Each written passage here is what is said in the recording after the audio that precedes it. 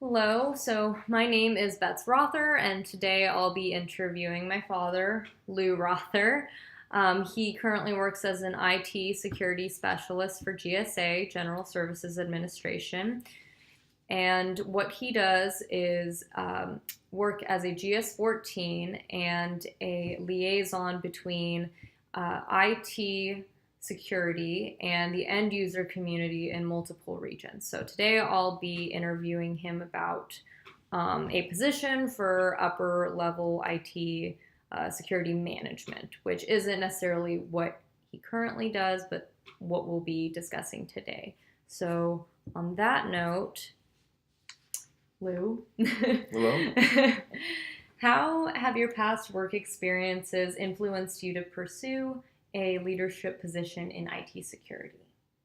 Well, I think the the wide variety of jobs that I've had in the past, from technical to um, end user interactions to dealing with upper management and communications, and just the wide variety of positions I've held over the years makes me a good candidate for this job. Okay. And what do you consider as like your top professional strength? Like, and it can be technical or it can be interpersonal, just something that you think you're very strong in.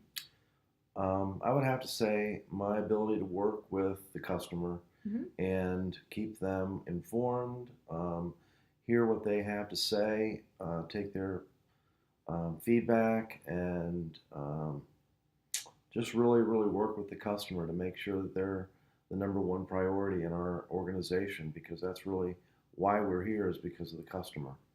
And can you name a time where doing that allowed you to succeed and have a positive role within the organization? Just a time that sticks out in your mind. Um, well, yeah, I've had to do that many times.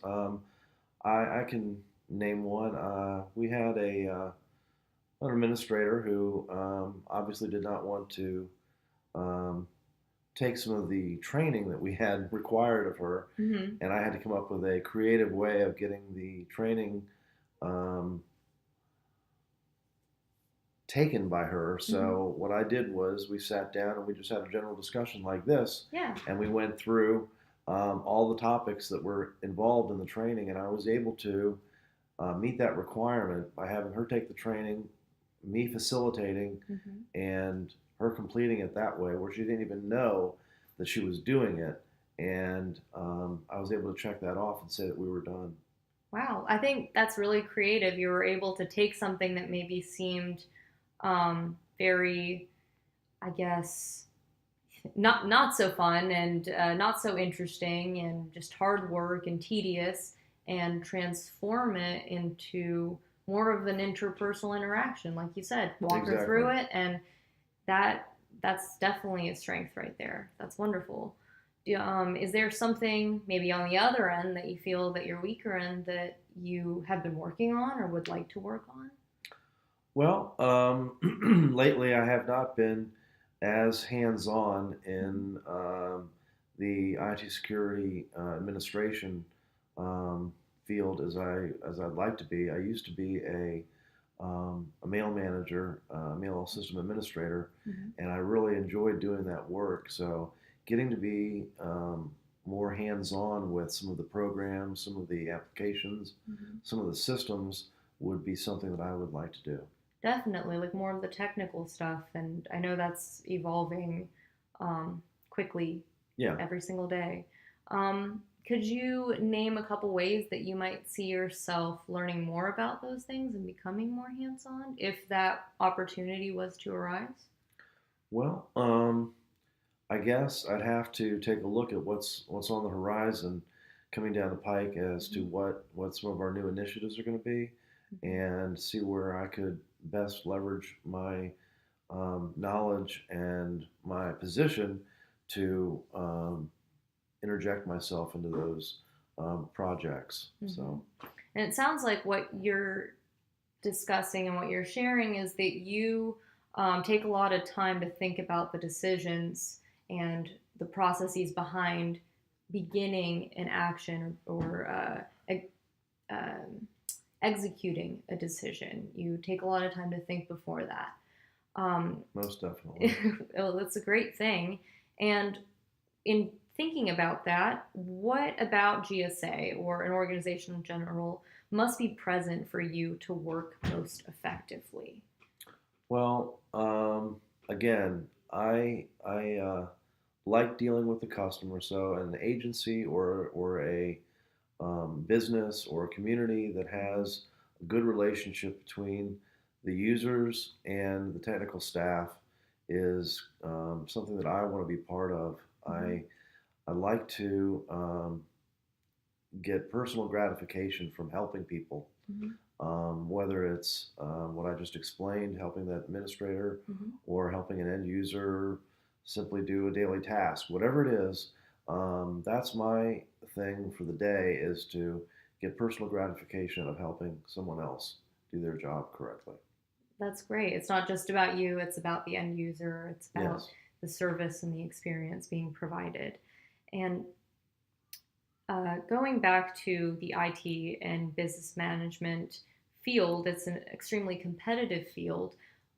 What do you feel sets you apart from others interviewing for IT positions like this one? What it sounds like it's your interpersonal strengths. Most Um, definitely. It would be the fact that I have a wide, diverse background in IT security, in IT in general, mhm, from being a system administrator to being an IT security officer to helping people. It's a wide variety of things, and I think that I'd be able to do best in this position um, just just being the way I am. yeah. Yeah. Hmm. Um, I understand that you had other jobs aside from IT. How have those, I mean, you've had more customer service experience. So How have those affected this interest to facilitate the best end user experience? I think all of my jobs, looking back at my vast number of jobs that I've had, have all always had one aspect where I've helped someone do something or get something or be better at their job. Mm-hmm.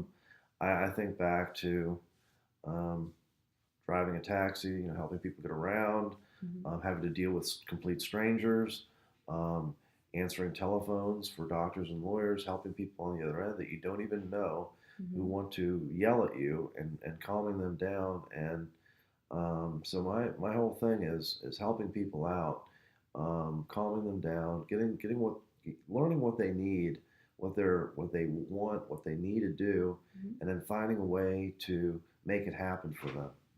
Yeah. And that ability to be so, I guess, like a chameleon and adapt to these different situations, that sounds like it has allowed you to succeed in this field and in general as a leader. Yes. Um, and so, considering that, when you've entered a new workplace in the past, like when you entered GSA, um, how have you gone about meeting and developing the relationships with your new coworkers, supervisors, and reporting staff, whether that's virtual or in person?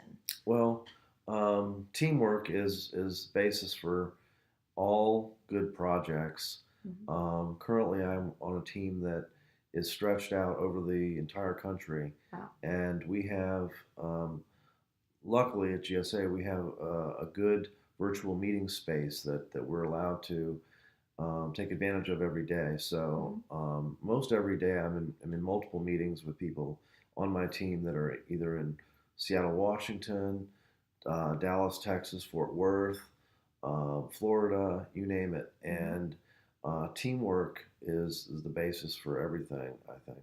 Yeah, just reaching out and being present, Yes. I suppose. Um, and on that note, I would like to ask you a couple things that you might do or say could improve productivity and morale throughout your team? Wow. Well, I think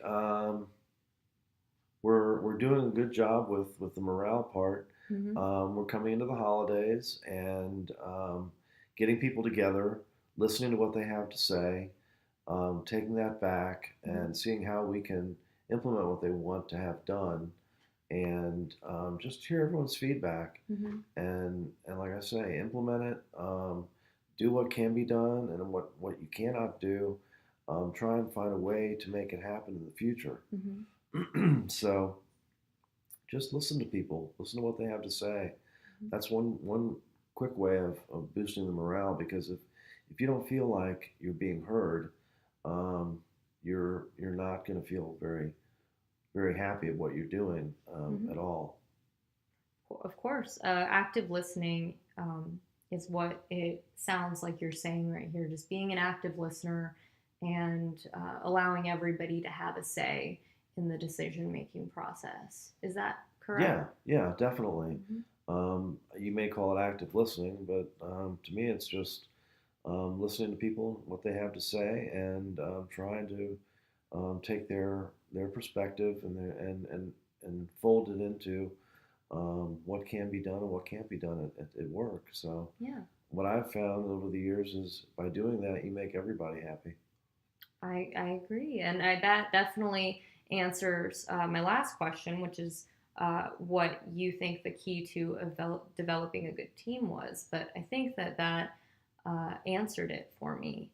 Um, was there anything else that you wanted to add to that question of what you think would be a key feature to a good team and developing one? Well, definitely having a good leader that helps guide the team when they go astray is always something that you should not overlook, Mm-hmm. because having someone to keep the team on track and having them stay focused is something that you cannot overlook. Very well put. And on that note, thank you so much for being here with me and answering all these questions. I really appreciate it. You're So welcome. we'll close that with a handshake. Okie dokie. All right. Well, thank you again.